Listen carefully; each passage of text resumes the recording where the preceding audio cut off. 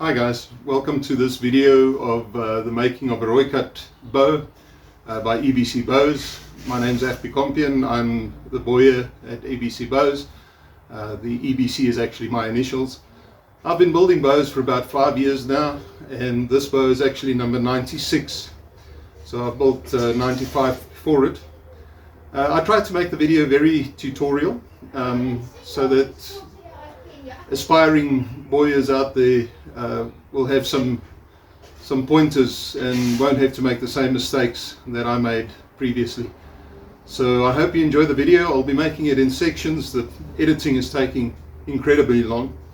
If you see me doing very jerky movements, especially on the boring parts where I'm just doing the same thing over and over, I will be using time lapse. But there's a lot of very important information in between the time lapses.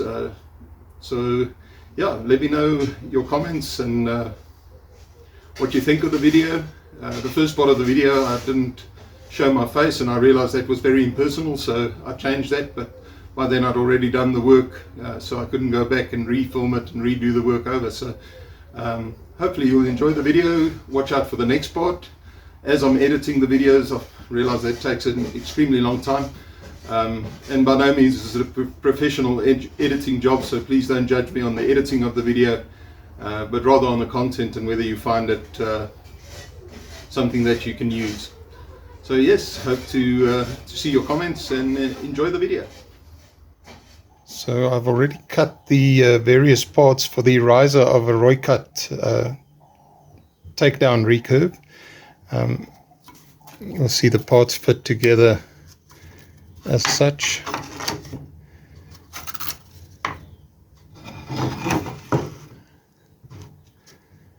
And that would be then glued together, and that would constitute our riser block, which I will then shape by drawing the outline of the riser on it and then cutting it out. I'll show that in the video as the steps follow. The next part will be to make sure that all the parts are nice and flat, so that when we glue it together there are no gaps between the various parts of the riser block. Any gap in that the different pieces would actually cause a weak spot in the bow. So very important to make sure that they fit absolutely flush against each other.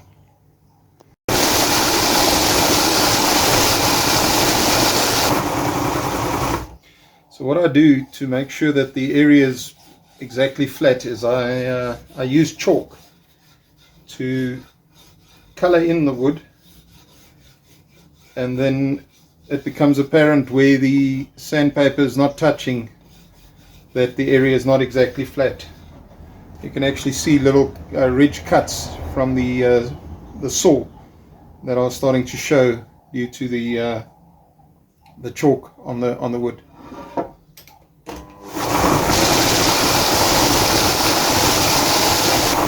There you can see where it still needs to be sanded due to the area not being completely flat.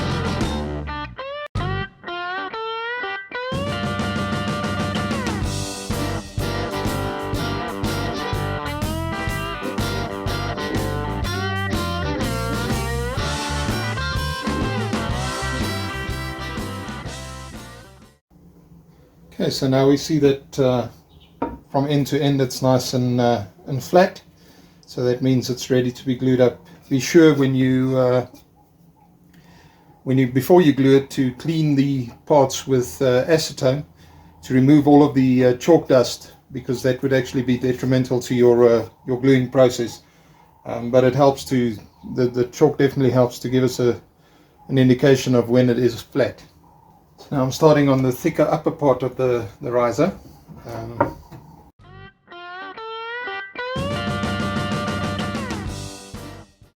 Sorry, just another important part.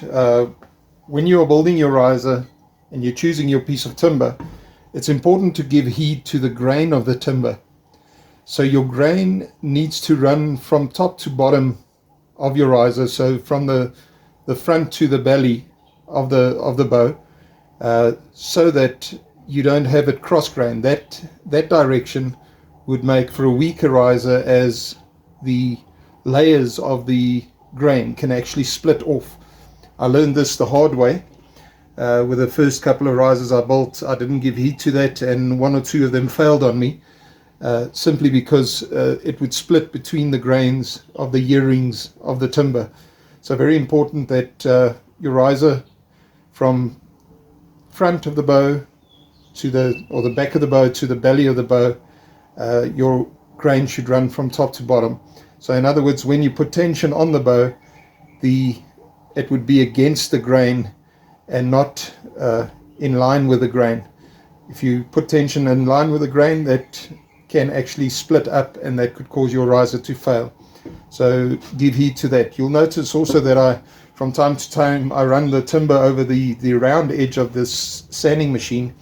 That's just because this edge is much more aggressive than the flat edges, and it makes timber like panga, which is extremely hard.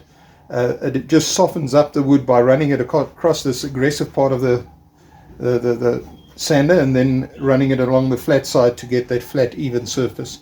So just a few pointers for you guys intending to build a bow out there. So let's put some more of this chalk.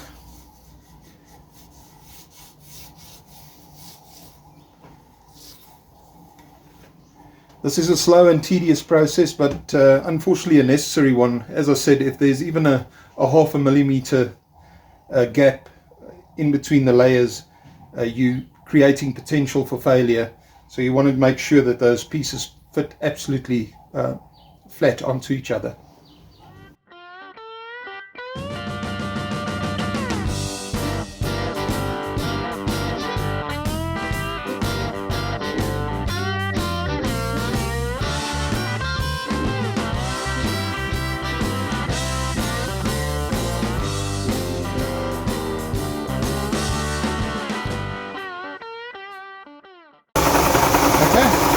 Seems to be good.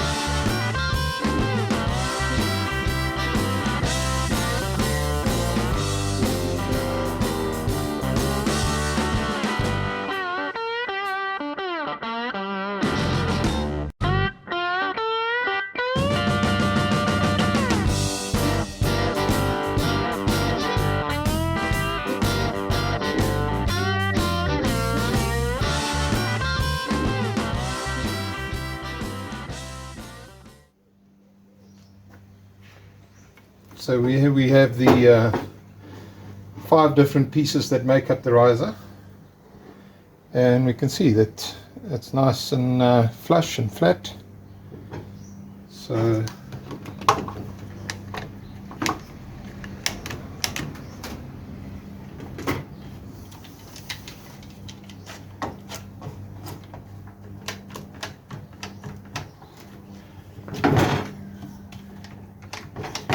we glue this up, we can see that it'll be nice and flat and touching everywhere. See, the back side also looks very good. So then we are ready for the glue up. Okay, so the next part is to glue the riser together, the various parts, and we will be using the EA40 adhesive, 2-part epoxy adhesive for this process. First of all, we're going to clean the various parts.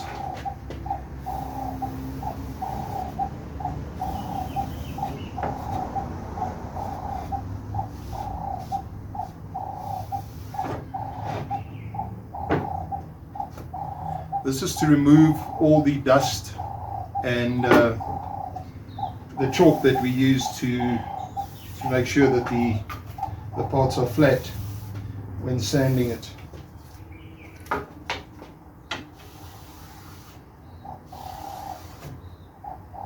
can see how much dust still comes off.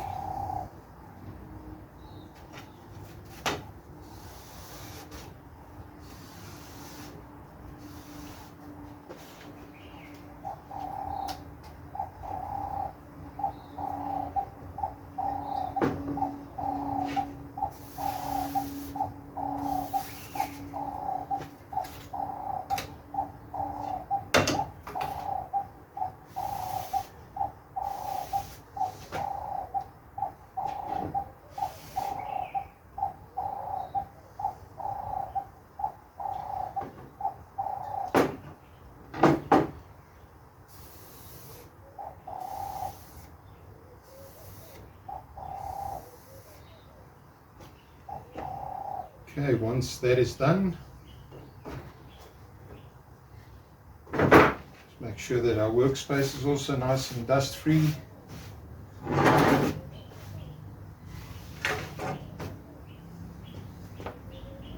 Now the EA40 glue is actually mixed with equal parts. Okay, so as I said, we mix the EA40 glue with equal parts of the glue and equal parts of the activator.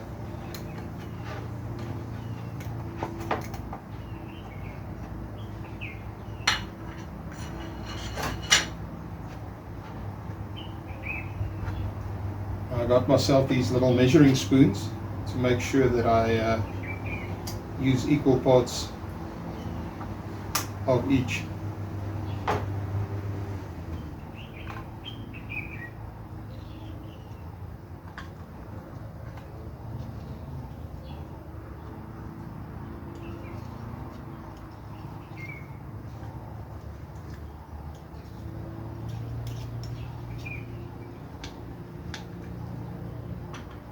Now I found that a typical riser with the amount of parts that we have in this riser would take about 15 ml or 1 tablespoon of glue and 1 tablespoon of activator. It can be a little bit more, can be a little bit less. It depends on the porosity of the wood, and also depends on the temperature you are working at, as the glue tends to become a bit stiff in colder weather. So then by default you actually apply a little bit more than you would when it's hotter and a little thinner. Very important to mix the glue thoroughly. Make sure that there are no spots where there's only activator or only glue, as the two work together, and if you do not mix it well, then that can also cause the bow to fail. So very important, mix it well. The instructions say for about 5 minutes. I found in these small quantities it is significantly less than 5 minutes. Most important is to just make sure you've got a nice and smooth, consistent color right through, as the activator and the glue are different colors, so you can see where they haven't mixed yet.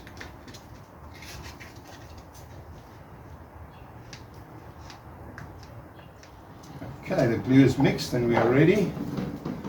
So now I would take the first part, put it down, and then make sure that it's covered from end to end, and all holes are covered that form in the glue. So very important to make sure that the workpiece is completely covered with the epoxy. Nice thin layer. You don't want to put too much because you will simply be squeezing it out when clamping it, and that's just wasting. So, and it's not a cheap adhesive, so you don't want to waste unnecessarily.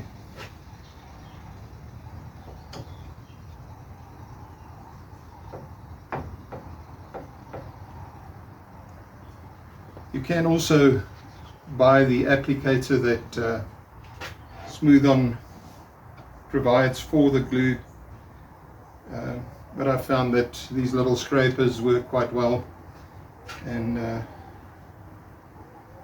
they clean easily afterwards.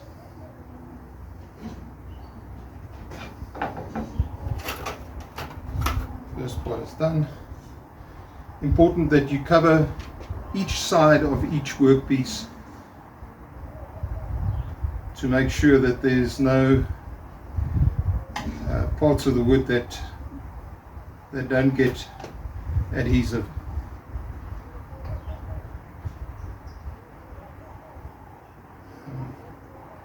Glue starvation can also cause the bow to fail, so you might want to make sure that there's glue everywhere and that it covers the entire workpiece.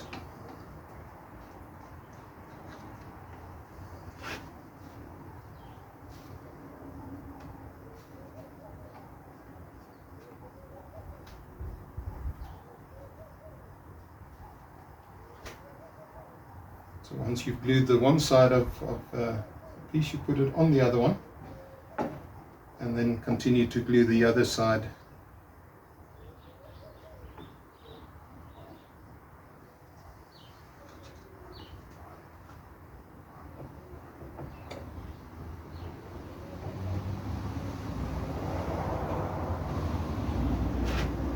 And you will simply continue with this process until all the parts are well covered with glue.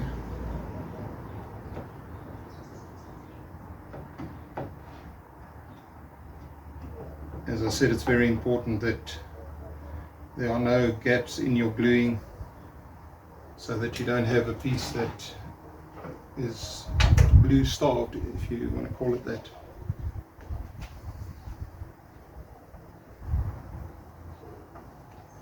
So the timber that I've chosen for this riser, the client likes a dark and a light combined, so I've used curly maple for the accent line, panga for the two main parts of the riser, the two top and bottom parts, and then the same bamboo that I use for the limbs I used as little accent lines between the two parts of glue. This also ensures that the riser and the limbs tie in nicely, just color wise, using the bamboo accent lines. I don't always use them. Sometimes I would use a lighter wood like maple or ash for these thin accent lines, but in this case I think it would really look very nice with the golden lines of the bamboo running through the riser.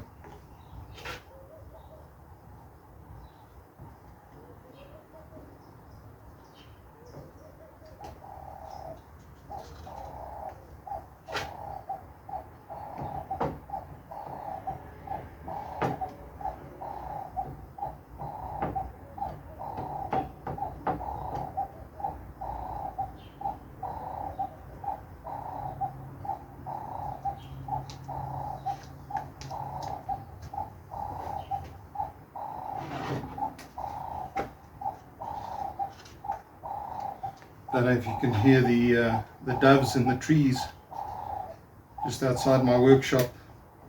I have a lot of large trees, and on many of my videos you can actually hear the bird song in the background, which just makes it so much nicer to be working in this environment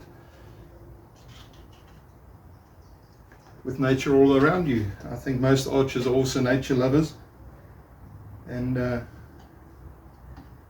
that just gives us a nice touch.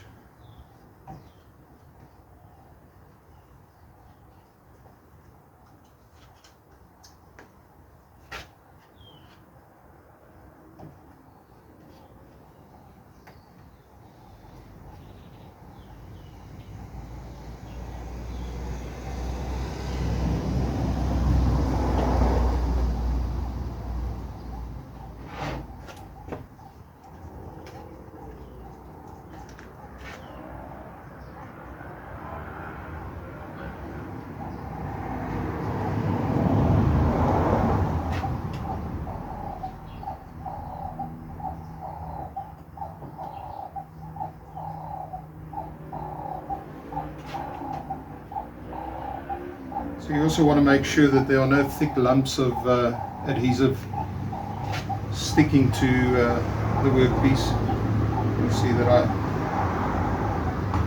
I scrape them off every now and then, as you don't want to waste glue by having thick lumps sitting there. You just need a nice thin equal layer throughout the workpiece to make sure you get a good bond. And the final piece.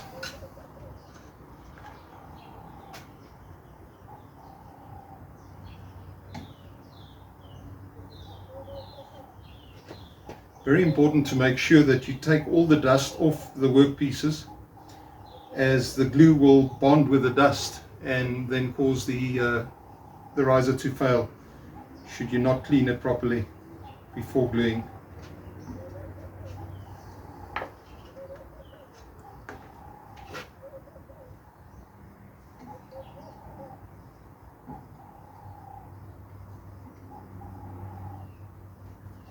Okay, as you can see, there's very little glue left, so we didn't waste them too much. So as I said, 15 ml of each part of the glue is usually sufficient to glue a riser.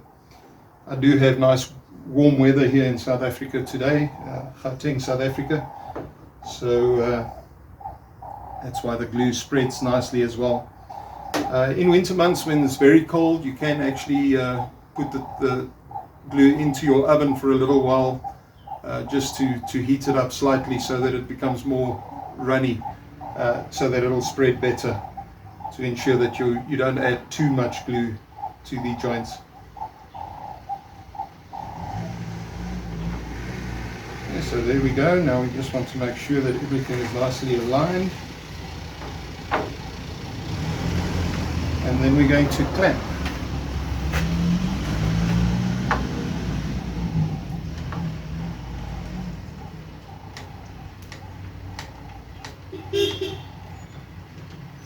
Typically I would make the riser about 45 millimeters wide or thick, and then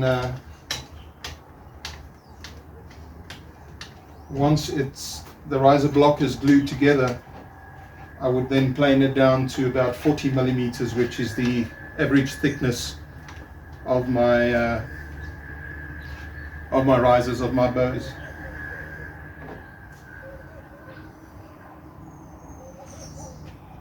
As you clamp it together, you'll see that the excess glue will come out, and you can just remove that. Otherwise you would have to sand it down afterwards before putting it through your plane. Now, very important to make sure all the parts are nice and flush, and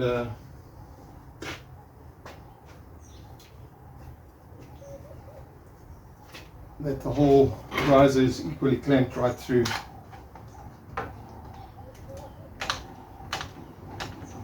It's the combination of heat and pressure that makes the glue bond well.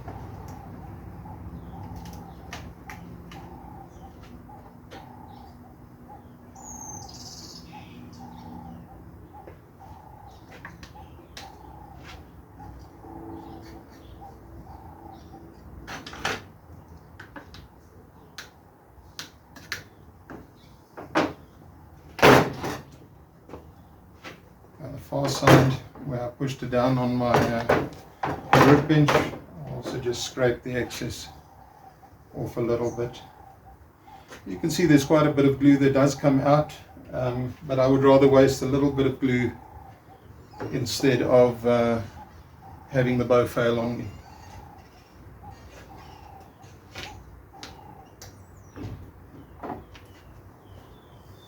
Make sure all the clamps are nice and tight. And then we're ready to go into the oven. Okay, so my oven is basically just a compressed wood box that I've painted with aluminum paint on the inside. I fitted it underneath the workbench to keep it nicely out of the way, and I've got it set on a timer for 4 hours. That is the average drying time of the adhesive, and I use infrared globes as a heat source. You don't want to use elements, you don't want it to get too hot. So yeah, the infrared globes work very well. You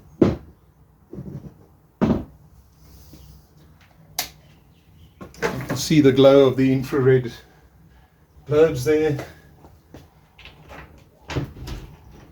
And now we wait. Hi guys, okay, so we're back. We have the riser block. It's come out of the oven. See, there's a little bit of glue spillage. And the next step would be to plane this down to 40 mils, which is the thickness I make my risers. So yeah, see you just now. So I've removed most of the glue that was sticking out due to the pressure that pushed it out, so that we start with a relatively flat block when we start planing, so that it doesn't wiggle whilst in the planer.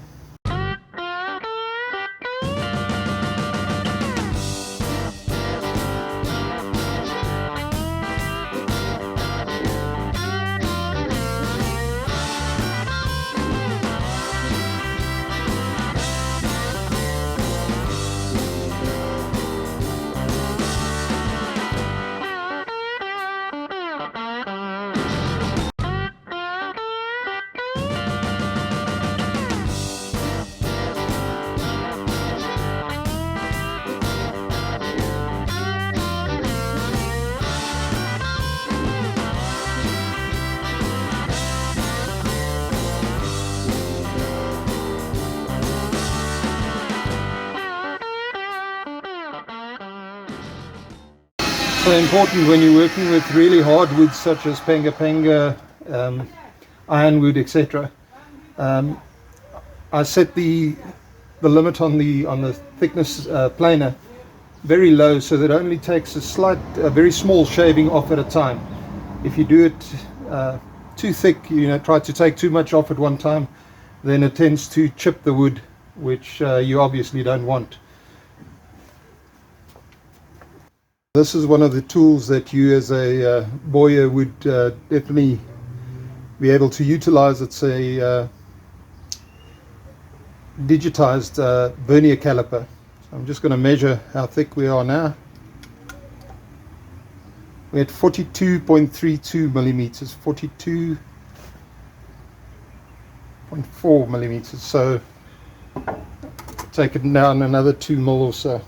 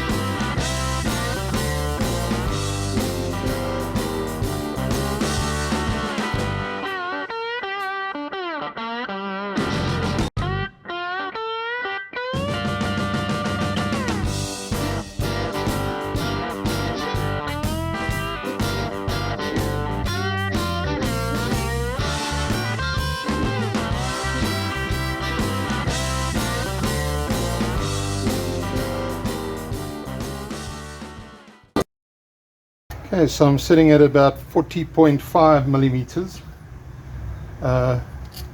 which I'm happy with because that leaves me a little bit of sanding to get it nice and smooth once I've shaped it. Okay, so now for the next step, drawing out the outline and cutting the rough shape. Right guys, okay, that was the first part of building a Rooikat bow, where I actually built the riser block, which will then be shaped and formed, sculpted into the actual shape of the riser. So that'll be video number 2. Tell me what you think of the current video. I would like to hear your comments, and then I'll see you for the next part. See you soon.